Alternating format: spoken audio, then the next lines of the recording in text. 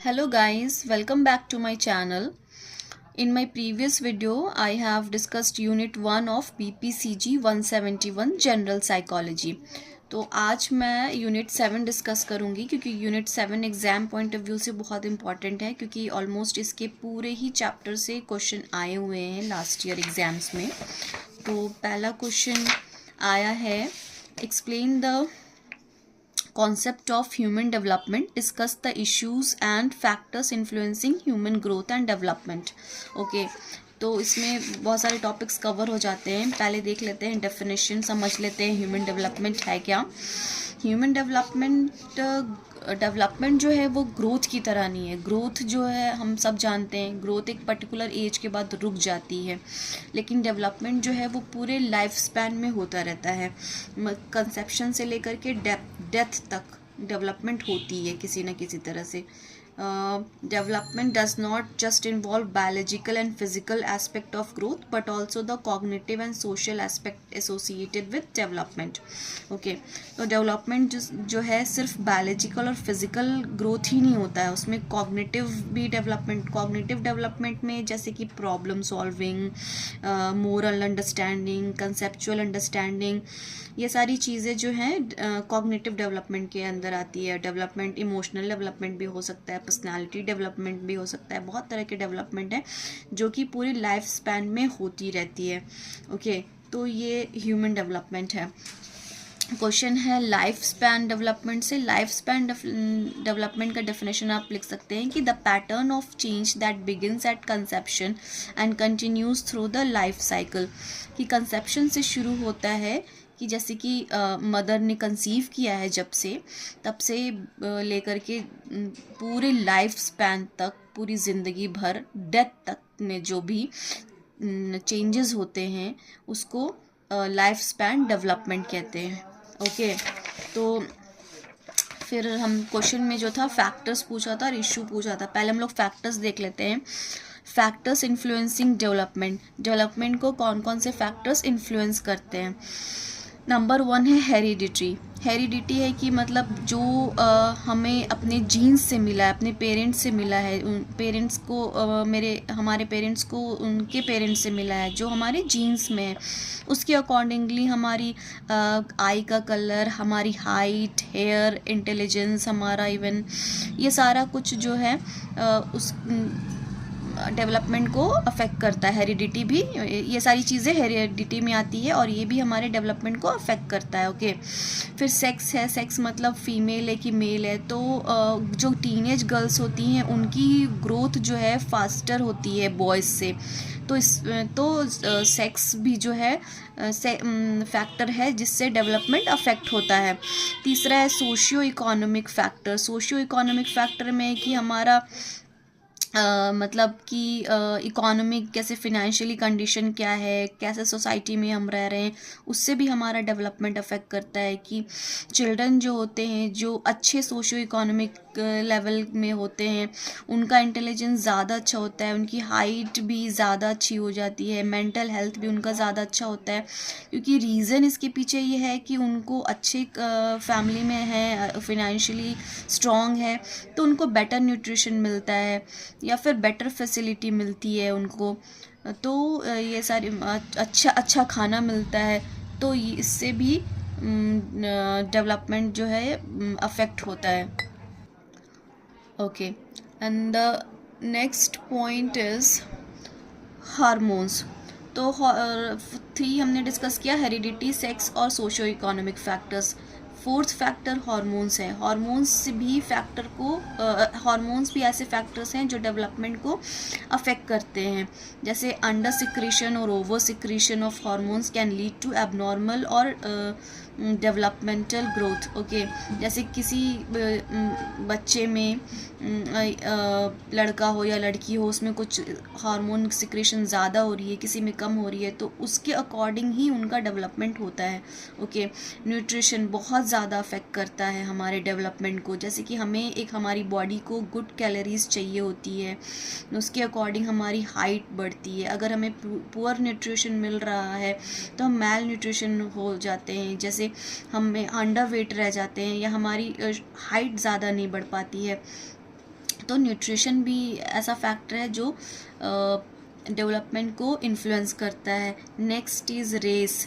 Race भी ऐसा factor है जो डेवलपमेंट को अफेक्ट करता है, क्योंकि बहुत सारे में ऐसा रेस होता है, उसके अकॉर्डिंग ही जो है लोग हो जाते हैं। जैसे कि मैं किसी पर्टिकुलर रेस का नाम नहीं लूँगी, लेकिन बहुत सारे लोग पर्टिकुलर रिलीजन के वैसे लोग हो, उनके एक पर्टिकुलर रेस होता है, तो वहाँ के लोगों की उस तरह के उस पर्टिकुलर रेस के लोगों की हाइट बहुत ज़्यादा होती है या वेट ज़्यादा होता है, तो उसी के अकॉर्डिंग भी लोग होते हैं, रेस के अकॉर्डिंग।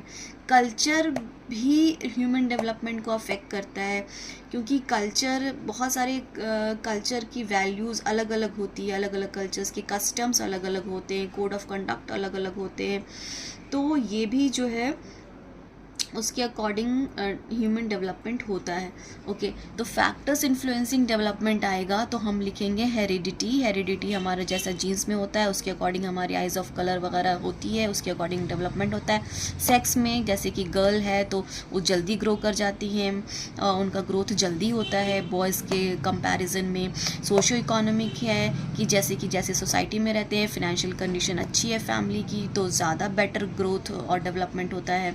हार्मोन्स अफेक्ट करता है कि हार्मोन्स कम सिक्रीट हो रहा है या ज़्यादा हो रहा है, उसके अकॉर्डिंग डेवलपमेंट होता है बॉडी का। और फिर न्यूट्रिशन होता है, न्यूट्रिशन से भी डेवलपमेंट अफेक्ट करता है कि ये अंडर वेट रह गए हैं या फिर प्रॉपर कैलोरीज नहीं मिली है या ज़्यादा मिल गई है, उसके ऊपर भी ओवर वेट हो गए हैं। और ये रेस से डिपेंड करता है कि पर्टिकुलर रेस में ज़्यादा लंबे लंबे होते हैं लोग, तो उसमें हर उसका बच्चा हुआ तो वो भी ऑब्वियसली लंबा होगा। फिर कल्चर होता है फैक्टर, कल्चर जैसा कल्चर रहता है उसी के अकॉर्डिंग डेवलपमेंट होता है। पर्टिकुलर कल्चर में रह रहे हैं उसमें ये सिखाया जाता है कि हमें हमेशा बैठ के पानी पीना चाहिए, तो एक उसका डेवलपमेंट शुरू से हुआ है कि उसको बैठ के पानी पीना चाहिए, तो उसके अंदर वो एटिकेट्स आई, उसका डेवलपमेंट उस तरह से हुआ है। उसके बड़े हो के उसके नी में प्रॉब्लम नहीं होगी और बहुत सारी चीज़ें भी चेंजेस अच्छी होंगी कल्चर के अकॉर्डिंग, कल्चर प्रैक्टिसेस के अकॉर्डिंग। ओके, अब हम देखते हैं इश्यूज़। क्वेश्चन में इश्यूज़ भी पूछा था, तो इश्यूज़ हम देख लेते हैं क्या क्या इश्यूज़ हैं ह्यूमन डेवलपमेंट में। एक है कंटिन्यूटी एंड डिसकंटिन्यूटी। बहुत सारे साइकोलॉजिस्ट कहते हैं कि ये कंटिन्यूअस है, बहुत सारे होते हैं कि डिसकंटिन्यूअस है, कि पर्टिकुलर उनका कहना है कि एक पर्टिकुलर एज के बाद डेवलपमेंट रुक जाते हैं, या पर्टिकुलर मतलब रुकती नहीं है, मतलब ज़्यादा होती है किसी पर्टिकुलर एज में, किसी पर्टिकुलर में एज में कम होती है। तो ये एक इशू है कि process of gradual accumulation of behaviour skill, जैसे कि किसी पर्टिकुलर स्टेज में जो है, आगे हम स्टेजेस डिस्कस करेंगे तो आपको ज़्यादा क्लियर होगा कि एक पर्टिकुलर स्टेज है उसमें ज़्यादा डेवलपमेंट हो गई, फिर उसके बाद थोड़ी कम होगी। कुछ लोग कहते हैं कि नहीं, साइकोलॉजिस्ट कहते हैं कि नहीं, ऐसा नहीं है कि इस स्टेज में हो गई वो इंडिपेंडेंट होता है। हर स्टेज का एक अपना इम्पोर्टेंस होता है कि इस स्टेज में ये डेवलपमेंट होगा, इस स्टेज में ये डेवलपमेंट होगा।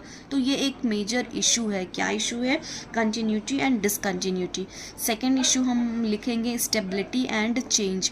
Issue of stability versus change, ये एक इशू है कि बिहेवियर ट्रेट जो है, जैसे कि कोई शाई है, बहुत बचपन में बहुत शाई था, तो बड़ा होके वो उसका जो शाइनेस है वो रहेगा या फ्लक्चुएट करेगा, या फिर वो लाइफ स्पैन पूरे मरते दम तक वो रहेगा ही रहेगा, या फिर उसने पढ़ लिख लिया या फिर उसको फ्रेंड सर्कल ऐसा मिला तो चेंज हो जाएगा। तो ये एक इशू है।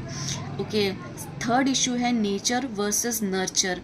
तो इसके अंदर है कि बिहेवियर जो है चाइल्ड का हेरिडिटी के ऊपर डिपेंड करता है टोटली, या फिर एनवायरमेंटल फैक्टर्स के ऊपर भी डिपेंड करता है कि तो जैसे उसकी फैमिली है ऐसी तो वो हमेशा वैसे हो गया, या फिर इन्वायरमेंटल वो ख़राब वेदर में रहा, मतलब बहुत बहुत गर्मी थी, इस वजह से वो उसका रंग टैन कर गया, या वो मतलब फेयर नहीं रहा, या फिर उसका हेरिडिटी में ही ऐसा था कि वो फेयर नहीं है, लेकिन मतलब ये फ्लक्चुएट करता है, मतलब ये कोई फिक्स नहीं है, कोई कुछ कहता है कोई कुछ कहता है, इसीलिए ये इशू है कि नेचर, जैसे फॉर एग्जांपल अगर हमने मान लिया कि उसकी हेरिडिटी में सारे लोग, उसके जीन्स में ऐसा था कि सारे लोग गोरे थे, ओके, लेकिन ऐसा नहीं है। अगर वो वैसे इन्वायरमेंट में रहेगा जहाँ वेदर जो है हमेशा गर्मी ही पड़ती रहती, तो वो अपने फादर या अपने फोरफादर की तरह इतना गोरा नहीं होगा। तो कुछ साइकोलॉजिस्ट कहते हैं कि हाँ ऐसा है, नेचर के ऊपर डिपेंड करता है, कुछ कहते हैं कि नर्चर के ऊपर डिपेंड करता है। तो ये 3 इशू है जो कि हमें एग्ज़ाम में लिखना है। अगर ये क्वेश्चन आया कि फैक्टर्स क्या हैं, तो हम ये फैक्टर्स 7 फैक्टर्स लिख देंगे। इशू आएगा तो लिख देंगे continuity and discontinuity, stability and change, and nature versus nurture, okay. अब हम यहाँ पे नेक्स्ट मोस्ट इम्पॉर्टेंट क्वेश्चन देखेंगे, discuss the periods and life span perspective of human development. तो इसमें ह्यूमन डेवलपमेंट का पूछ रहा है पीरियड्स, ओके। तो यहाँ पे मेजरली 8 पीरियड हैं बुक में गिवन, जिसपे ह्यूमन डेवलपमेंट पूरा होता है, बर्थ से लेकर के, इवन बर्थ से भी पहले, कंसेप्शन से लेकर के टिल डेथ तक के जो पीरियड्स होते हैं। तो लेट्स सी, इसको देख लेते हैं 1 बाय 1। फर्स्ट है प्रीनैटल। प्रीनैटल पीरियड जो है वो रेंज करता है कंसेप्शन से लेकर के बर्थ तक, मतलब जब माँ ने कंसीव किया तब से लेके बर्थ से पहले तक जो है वो प्रीनैटल पीरियड में आता है। इसमें क्या होता है कि वन सेल्ड ऑर्गेनिज्म जो होती है वो ट्रांसफॉर्म करता है ह्यूमन बेबी वूम के ही अंदर। जैसे वन सेल्ड आया, कंसीव कर गई, उसके बाद पूरा बेबी डेवलप हुआ। तो ये पूरा बेबी जो 9 मंथ्स का डेवलपमेंट है वो प्रीनैटल पीरियड के अंदर आता है। सेकेंड पीरियड है इन्फेंसी एंड टॉडलरहुड। इन्फेंसी पीरियड जो है 0 to 2 ईयर्स तक में आता है। इसमें 2 ईयर्स तक में, जैसे बच्चा बर्थ ले लिया उसके बाद 2 ईयर्स तक में बहुत सारे ड्रामेटिक चेंज आते हैं बॉडी में, ब्रेन में, मोटर स्किल डेवलप होता है बच्चे का। उसके बाद थर्ड पीरियड आता है अर्ली चाइल्डहुड। ये पीरियड रेंज करता है 2 to 6 ईयर्स, ओके।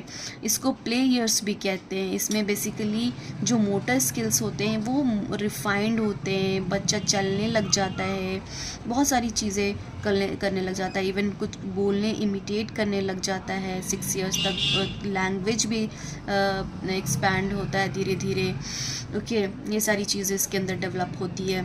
फिर उसके बाद आता है मिडिल चाइल्डहुड। मिडिल चाइल्डहुड जो है 6 ईयर्स से 11 ईयर्स तक के पीरियड में रेंज करता है। उसको प्ले स्कूल ईयर्स भी कहते हैं। प्ले ईयर्स कहते हैं अर्ली चाइल्डहुड को। 2 to 6 ईयर्स में जो आता है, 6 to 11 ईयर्स को स्कूल ईयर्स कहते हैं। इसमें बच्चा स्कूल जाने लग जाता है और स्कूल जाने के बाद उसको उसकी बेसिक लिटरेसी स्किल डेवलप होती है, ख़ुद को समझने लगता है, इवन धीरे धीरे वो फ्रेंड्स बनाने लगता है, पीयर ग्रुप्स के अंदर आ जाता है। पीयर्स मतलब फ्रेंड्स सेम एज के, जिनके साथ वो उठता बैठता घूमता है। वो सारी चीज़ें इस एज में मिडिल चाइल्डहुड में डेवलप होती है। फिर आता है एडोलेसेंस। एडोलेसेंस पीरियड में 11 to 18 ईयर्स तक रेंज करता है। ये इसको प्यूबर्टी भी कहते हैं। प्यूबर्टी में अडल्ट जो बच्चा होता है उसकी बॉडी फुल्ली ग्रो कर जाती है, अडल्ट साइज बॉडी हो जाती है, उसके अंदर इवन सेक्सुअल मैच्योरिटी भी आ जाती है, उसको एब्स्ट्रैक्ट थिंकिंग उसकी आ जाती है, उसको ऑटोनॉमी फ्रॉम द फैमिली, मतलब वो अपना खुद हक समझने लगता है कि अब मैं ये कर सकता हूँ, वो कर सकता हूँ। इवन आपको पता होगा कि 18 ईयर्स में तो राइट टू वोट भी मिल जाता है। तो ये एडोलेसेंस का डेवलपमेंट है। फिर अर्ली अडल्टहुड में क्या होता है, 18 to 40 ईयर्स का पीरियड जो होता है हमारा, वो अर्ली अडल्टहुड में आता है। बहुत सारे यंग पीपल जो होते हैं वो अपना घर छोड़ देते हैं, मतलब कॉलेजेस और अपना पढ़ाई पूरा करते हैं, या फिर कोई फुल टाइम जॉब में लग जाता है। उसके बाद इवन शादी भी इस एज में हो जाती है मोस्टली, और बच्चे आ जाते हैं। तो ये सारी चीज़ें जो है डेवलपमेंट जो है अर्ली चाइल्ड अडल्टहुड में हो जाती है। मिडिल अडल्टहुड में 40 to 60 ईयर्स का पीरियड आता है। इसमें बहुत सारे people height of their career पहुंच जाते हैं, मतलब उन्होंने बहुत कुछ लाइफ में अचीव कर लिया होता है, इवन उनको लीडरशिप पोजीशन में भी मिल जाता है कंपनी में। वो रिटायरमेंट के नज़दीक आ जाते हैं, अपनी ज़िंदगी इंडिपेंडेंटली जीने लगते हैं, इवन अपने बच्चों को भी उन पढ़ाने लिखाना, उनके एजुकेशन, उनकी शादी तक में भी पहुंच जाते हैं इस एज में 40 टू 65 ईयर्स में। फिर आता है लेट अडल्टहुड। लेट अडल्ट में 65 ईयर्स के बाद डेथ तक का। इसमें क्या होता है कि पीपल रिटायर कर जाते हैं, किसी की स्पाउस की डेथ भी हो जाती है। तो ये सारा डेवलपमेंट जो है अलग अलग पीरियड के हिसाब से दिया हुआ। प्रीनैटल है, कंसीव से लेके बर्थ तक। इन्फेंसी एंड टॉडलरहुड है, बर्थ से लेके 2 इयर्स तक। अर्ली चाइल्डहुड है 2 to 6 ईयर्स। मिडिल चाइल्डहुड है 6 to 11 ईयर्स। एडोलेसेंस है 11 to 18 years. Early childhood adulthood है 18 to 40 ईयर्स। मिडिल अडल्टहुड है 40 to 65 ईयर्स। लेट अडल्टहुड है 65 टू डेथ तक। ओके तो अगर आएगा major period of human development तो हम 8 पीरियड लिख देंगे। ओके उसके बाद इसी का कंटिन्यूअस क्वेश्चन है life span perspective on development. तो life span perspective, life span मैंने बताया था कि पूरी ज़िंदगी भर का जो डेवलपमेंट है उसका पर्सपेक्टिव यहाँ पे पूछ रहा है। तो यहाँ पे बताया है पॉल बॉल्ट्स ने, यहाँ पे ये नाम थोड़ा याद कर लीजिएगा। पॉल बॉल्ट्स और उसके कॉलीग्स ने आइडेंटिफाई किया है 5 एक्चुअली 4 अंडरलाइन यहाँ पे लिखा है लेकिन एक्चुअली 5 हैं। 4 underline principles of life span perspective. Okay पहला है डेवलपमेंट इज़ लाइफ लॉन्ग। तो जैसे कि मैंने पहले भी समझाया कि डेवलपमेंट पूरी ज़िंदगी भर होता रहता है, हर स्टेज में मैं पढ़ देती हूँ उसको एक बार। दिस अजम्पशन और principle states that all age period play equally important role in development and no single age period of और development stage in supreme in its impact on life course other than other. Okay मतलब हर एक stage जो हमने period पढ़ा हर का अपना एक पर्टिकुलर रोल है कि इसमें ये डेवलप हुआ, इसमें ये डेवलपमेंट हुआ, सब अपने अपने लिए सुप्रीम है। तो लाइफ लॉन्ग प्रोसेस है डेवलपमेंट का, कोई पर्टिकुलर टाइम के बाद डेवलपमेंट रुक नहीं जाती है। डेवलपमेंट इज़ मल्टी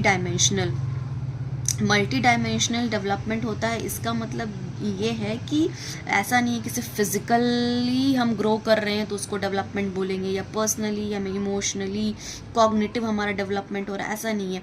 हर तरह के डेवलपमेंट का होता है, हर तरह का डेवलपमेंट होता है, मल्टी डायमेंशनल होता है।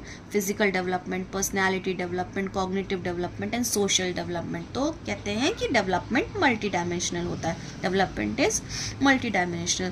थर्ड है डेवलपमेंट इज़ मल्टी डायरेक्शनल, कि ऐसा नहीं है कि हमेशा डेवलपमेंट में ग्रो ही करेगा, ऊपर ही जाएगा या नीचे ही आएगा।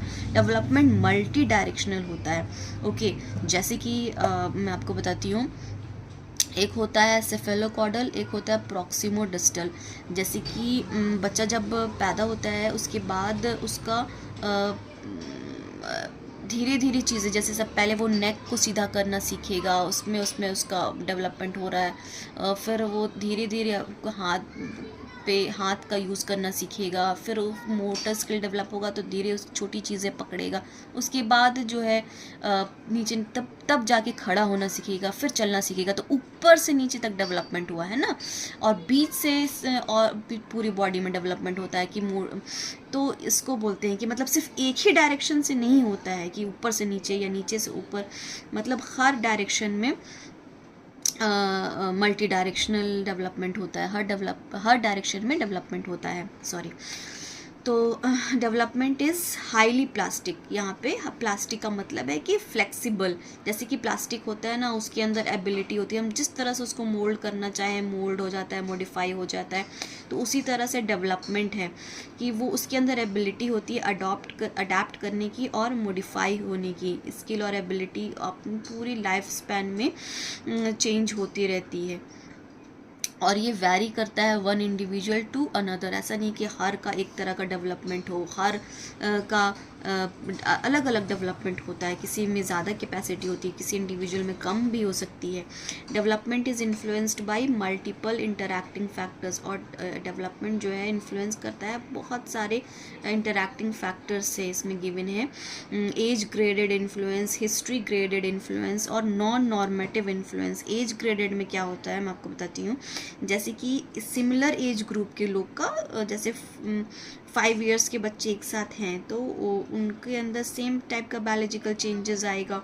18 इयर्स का एज है तो वो लोग उसके अंदर होंगे कि अरे हम मुझे भी फ्रेंडशिप करनी है, बॉयफ्रेंड बनाना है। तो पर्टिकुलर एज ग्रुप टाइप का डेवलपमेंट होता है कि 14 इयर्स के एज ग्रुप में होता है कि मैं भी वो पर्टिकुलर कोचिंग जा रहा है तो मैं भी जाऊंगी, मैं भी ये चीज़ सीखूंगी, मुझे भी ये पर्टिकुलर हॉबी होती है म्यूज़िक सीखना है। तो उसमें सेम एज के साथ रह रही है तो उस टाइप का उसके अंदर डेवलपमेंट होता है कि वो भी म्यूज़िक सीख रही है। ओके, दूसरा है history graded influence. History graded influence में जैसे कि वार कोई है, कुछ लोग हैं जो वार के टाइम पे जिनका बॉर्न हुए हैं, ब्रॉटअप हुए हैं उसी टाइम, वो दूसरे टाइप का उनका डेवलपमेंट होगा। नेचर कैलामिटी है तो उस टाइम जो कुछ लोग हैं उस टाइम उनका बॉर्न है या ब्रॉटअप उस टाइम हुए हैं तो उस टाइप का डेवलपमेंट उनके अंदर होगा। या फिर जैसे टेक्नोलॉजिकल एडवांसमेंट मिली हुई है किसी पर्टिकुलर टाइम पे तो उस टाइम के बच्चे ज़्यादा अच्छे से डेवलप हुए हुए होंगे। तो ये हिस्ट्री ग्रेडेड इन्फ्लुएंस होता है। जैसे कि वॉर के टाइम कोई हुआ है तो उन लोग को बहुत सारी चीज़ें से परेशानियां उठानी पड़ी है तो उन लोग का क्या हुआ कि वो जल्दी इंडिपेंडेंट हो गए होंगे या जल्दी उनके अंदर मैच्योरिटी आ गई होगी। तो इस तरह से ये भी इन्फ्लुएंस करता है डेवलपमेंट को, हिस्ट्री ग्रेडेड इन्फ्लुएंस। और थर्ड है non normative influence. Non normative influence भी डेवलपमेंट को अफेक्ट करता है। जैसे कि ये जो होता है ना, जो हमारा 5th पॉइंट है, development is influenced by multiple interacting factors. Development जो है मल्टीपल इंटरैक्टिंग फैक्टर्स से इन्फ्लुएंस होता है। तो इसके अंदर पहले क्या क्या है मल्टीपल इंटरैक्टिंग फैक्टर्स, वो फैक्टर्स क्या क्या है हमने लिख दिया। एज ग्रेडेड, ये पर्टिकुलर एज ग्रेड में पर्टिकुलर टाइप का डेवलपमेंट, या फिर हिस्ट्री ग्रेडेड की वॉर के टाइम पे हुआ तो उस टाइम का डेवलपमेंट उस अलग टाइप का होगा। थर्ड जो है हमारा नॉन नॉर्मेटिव है। तो नॉन नॉर्मेटिव इन दोनों के अलावा कि ये में बहुत सारे लोग आ सकते हैं एज ग्रेडेड में, हिस्ट्री ग्रेडेड में भी बहुत सारे लोग आ सकते हैं, लेकिन नॉर्मेटिव इन्फ्लुएंस में वैसे लोग आते हैं जो बहुत ज़्यादा नहीं होते हैं। कुछ लोगों के ऊपर इनका असर पड़ता है। जैसे कि किसी के पेरेंट्स की डेथ हो गई तो उससे भी उनका डेवलपमेंट पे फ़र्क पड़ता है। किसी के पेरेंट्स की डिवोर्स हो गई तो उनका भी डेवलपमेंट पे असर पड़ता है। जैसे कि डेथ हो गई तो बेचारा, जैसे मान ली फादर की डेथ हो गई तो वो बच्चा है तो उसको बहुत सारा डिप्राइव रहेगा, बहुत सारी चीज़, उसको पढ़ना था अभी लेकिन वो पढ़ नहीं पाएगा, उसको जॉब करनी पड़ जाएगी तो उसका डेवलपमेंट अलग तरीके से होता है। तो वो नॉन नॉर्मेटिव इन्फ्लुएंस में आता है। तो ये वो अलग फैक्टर होता है, ये सबके साथ नहीं होता है। ये मेजर इस रोल नहीं है इसका, मतलब कम देखी जाती है, होप कम ही देखनी पड़े अगर नेगेटिव है तो। बस इतना ही था इसके अंदर। मैं शॉर्ट थोड़ा रिवाइज करा देती हूँ। Life span perspective on development आएगा तो हम 5 इसका पर्सपेक्टिव लिख देंगे according to Paul Baltes. Okay, development is life long, development पूरी लाइफ लॉन्ग होती रहती है। डेवलपमेंट इज़ मल्टी डायमेंशनल में physically, personality, physical development, personality development, cognitive development, ये मल्टी डायमेंशनल में आ जाएगा। फिर मल्टी डायरेक्शनल, हर तरह से, नीचे से ऊपर, ऊपर से नीचे, बीच से चारों तरफ, इस तरह से में डेवलपमेंट होता है। Development is highly plastic, development जो है हर तरह से अडेप्ट कर लेता है, मॉडिफाई किया जा सकता है उसको। डेवलपमेंट जो है इन्फ्लुएंस होता है मल्टीपल इंटरैक्टिंग फैक्टर्स से। उसके अंदर है age graded influence, history graded influence और non normative influence. Okay, hope you like my video. Thank you so much.